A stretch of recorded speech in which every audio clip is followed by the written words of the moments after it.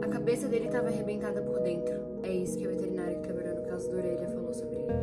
No dia 15 de janeiro de 2026, o Orelha, que era um cãozinho comunitário da Praia Brava de Florianópolis, Santa Catarina, um cãozinho idoso de 10 anos, foi atacado por um bando de adolescentes e morto, enquanto eles brincavam de quem dava porrada mais forte com pregos na cabeça dele.